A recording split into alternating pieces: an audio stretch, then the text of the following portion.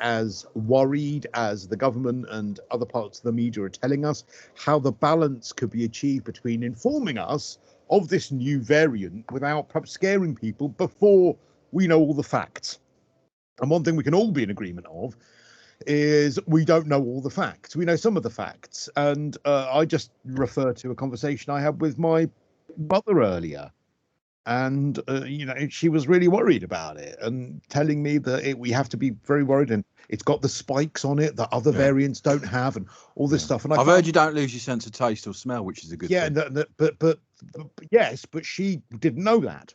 And she didn't know that the South African health minister said that there was no need to panic. Yeah. She didn't know that the doctor who raised the alarm about it said that the symptoms are unusual but mild. All she knew was that it had these spike proteins that were far worse than the normal variant, worse, and that this was going to be all of us going back to square one again. And I think she is. Maybe I'm wrong, and if I'm wrong, tell me. But I think she's reflective of a lot of people who have only heard the absolute catastrophic worst case scenario. Well, Dr. Bharat Pankhania is senior clinical lecturer at the University of Exeter Medical School and joins us here on Talk Radio.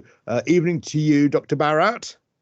Good evening, Crystal. Lovely to see you. Good evening. As always, really good to get your opinion on things. So, are we right in saying that there has been a perhaps overreaction to this from some parts of the media and some parts of the government, when really the news is there is no news at the moment? We just don't know for another couple of weeks whether it's vaccine resistant, whether it's worse than the original strain, whether the symptoms are going to be different, whether the demographic that's going to be affected by this is going to be any different to other demographics. None of that we know yet. Is that fair to say? That's absolutely fair, Christo, and we need to remain measured and calm. And it is absolutely ridiculous to get hairs running.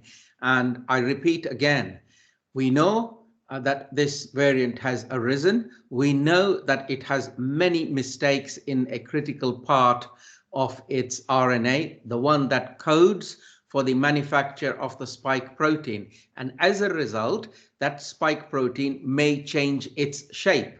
And with the change in shape, it may be more infectious, less infectious, vaccine evasive. It may cause severe disease. It may not cause severe disease. We know that there are changes, but what these changes mean, we will know in about 2 to 3 weeks' time. Can't we just tweak what we've got and beat it with a vaccine, whatever? Aren't porting down, looking at it and seeing which spikes come up and changing the vaccine accordingly?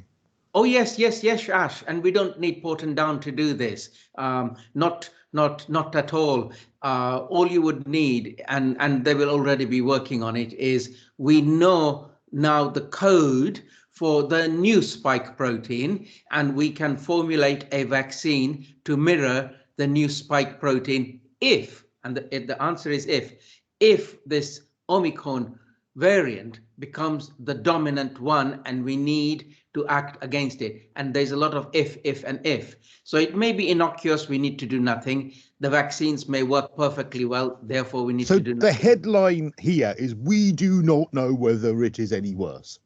Correct. And do you think that the government and some parts of the media are scaring people, are perhaps overreacting in the way in which they are delivering this information to people? So it is very important that all governments act in a precautionary manner, but how you convey that message is equally important. So of course you need to be precautionary and say, in view of the fact that we don't know, we're going to be precautionary and reduce its arrival and spread and so forth. But at the same time, you need to get that clear message out, which is, we've got a new variant, we're looking into it, and in the meantime, as a temporary measure, we need to apply some brakes. And as soon as we know better, we will either release the brakes or have to continue with the brakes for a little while. That's the simple messaging. And what have you found out about it? I mean, because some are saying that even if you've had the other COVID, you can get this one. I mean, could you get them both at the same time, Alpha and this Omicron, or whatever it's Omicron. Called? Omicron. Well, of course. So you can get reinfected, and there is no sort of thing about I have had the alpha, therefore I won't get the beta or the delta or the Omicron. It is a second infection. It's simple as that. So can you get both then? Can you actually catch 2 or 3 different types of COVID? Yes, of course you can. Of course you can. It's just a virus. It's just a virus with a slight deviation in its makeup. That's all. And again, do we know this or not regarding antibodies? Because bearing in mind the number of people who have had one of the other strains of COVID, the retro ones, the old school ones, that people have had, is there not an argument to say then that those antibodies would be sufficient against the new strain? Or again, do we just not know that yet? We don't know. So if you ask me this question in an exam setting, this is how I would answer it. I would say, we don't know fully if the new structure of the spike protein on Omicron variant is evaded. In other words, the antibodies miss finding it and neutralizing it. On the other hand, thinking from first principles, I expect the spike protein to be similar, slightly dissimilar from the Delta variants and the other variants. And because it is similar, I expect my antibodies to work against it. My antibodies may not work 100%, but they will definitely work in the order of 80, 75%. That is my empirical thinking and answer I would give in an exam setting, for example. And why then would it be that people aren't encouraged instead? This is a question I've had from someone, and this follows on nicely. It's from someone who's just identified themselves. Oh, they haven't identified themselves actually. But why aren't people then just being offered an antibody test instead of the vaccine? Because if they have the antibodies, then surely they have sufficient protection from the virus. No, don't go down that route, Christo, because you don't want to have antibodies just floating around in your system doing nothing. That's a waste of biological energy. So what happens is you make immune memory.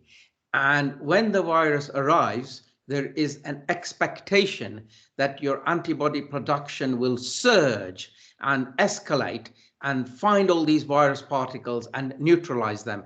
That's the way biological systems work. So just because I test you and because you had your vaccines 6 months ago, your antibody levels may be low, but that doesn't mean your antibodies are not there if needed. So the antibody test will bring out that I have antibodies, but they might not be sufficient that I could fight off the virus.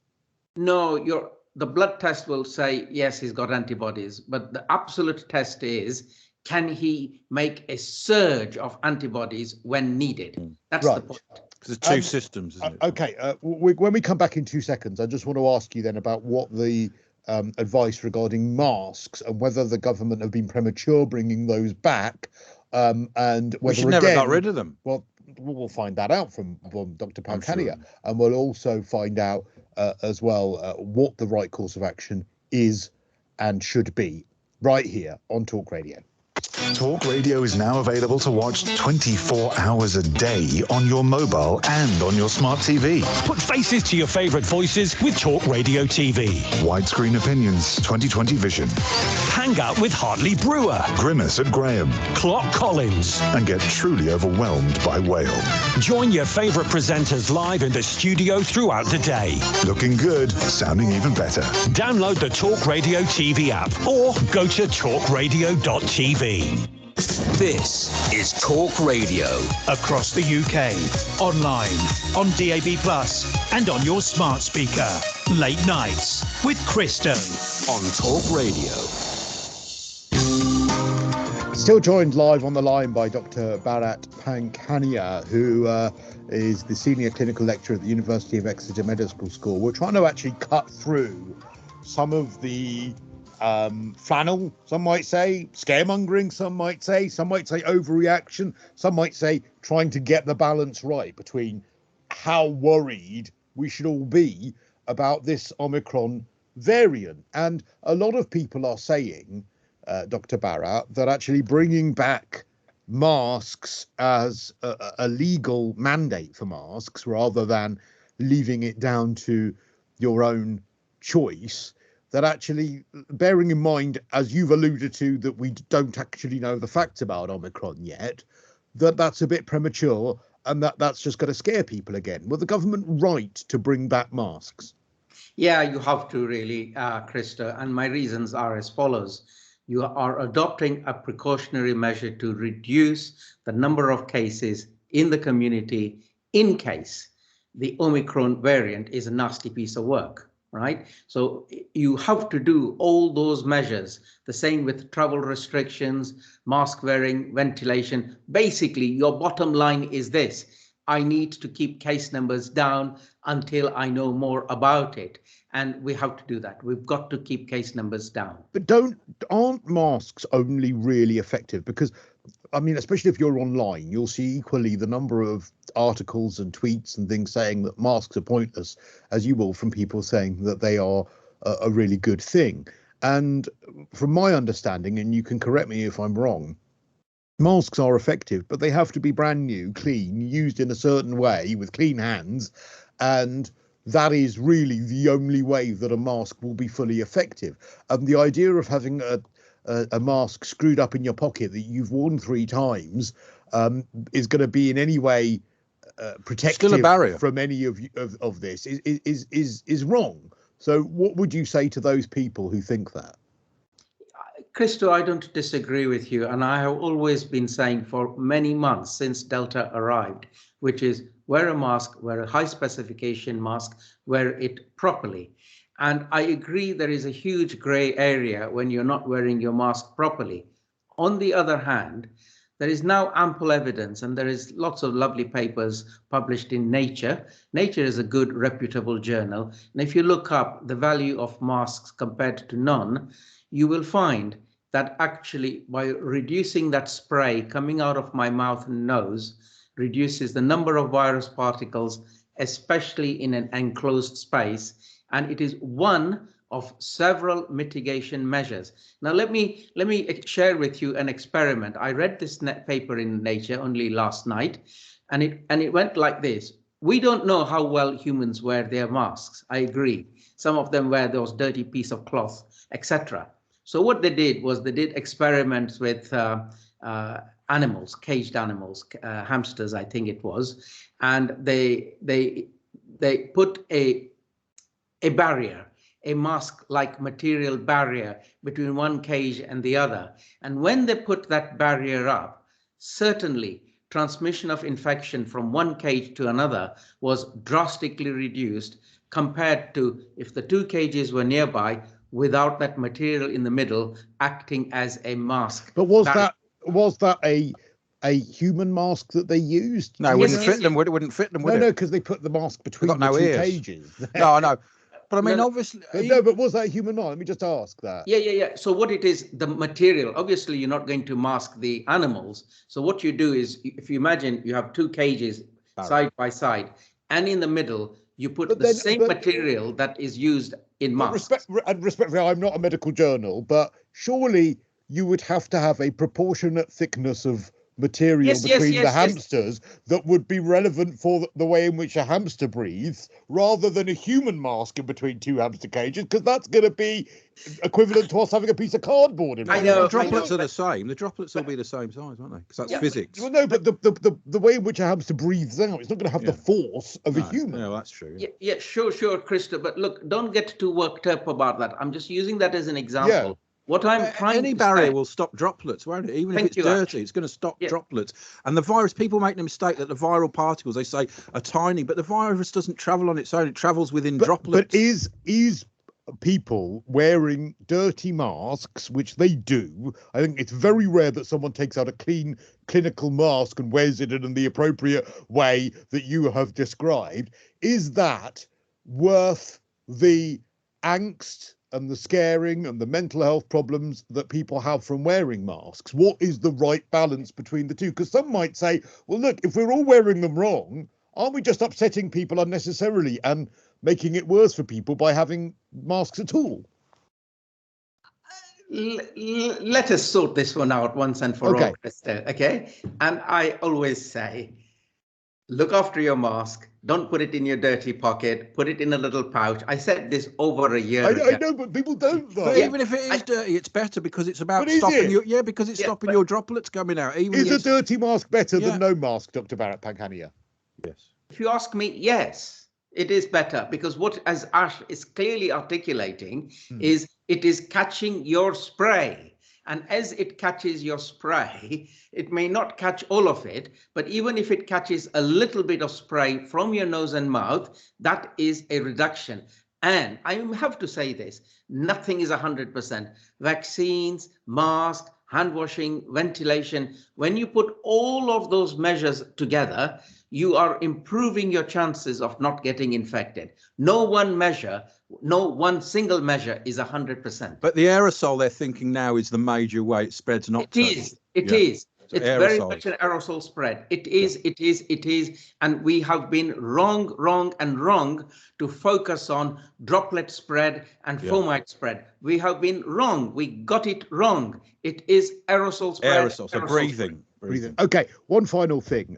I read somewhere today that actually perversely, the Omicron variant might end up being a good thing, because if it is more transmissible, then actually it will work its way through the population quicker, and people will then, as well as being vaccinated, it will sort of get all this over and done with more quickly. Again, I sort of read that 15 paragraphs down in an article, goodness knows where, rather than hearing that from the government. Is that true? And is that something that we should also have been told? No, what our concern is as follows. Does this beast cause more severe disease, in which case we should be worried? Does it, if it is more transmissible, but it causes mild illness or no illness and people are not hospitalized or killed, jolly good. The concern is, does this get more infectious and more disease causing? We don't know. We will know in time. We will know. Okay. Just go on. Ash wants to ask a final question. Well, a couple of weeks ago, we were doing very well in this country and Europe was doing badly and it was looking on the up here. Is that still the case here in this country? Well, we have got a lot of pressure on the National Health Service. Our case numbers are still high. The worry is what's going to happen between now and the next 4 weeks. So my concerns are with parties, with the cold season, with people indoors, are our case numbers going to go up? That's my worry. So I'd want to apply some caution about now is the time to reduce our case numbers, because we want a good Christmas. Yeah. All right, Dr. Barrett Panghania, thank you for taking the time to talk to us here on Talk Radio. Thank you for Barrett. We really appreciate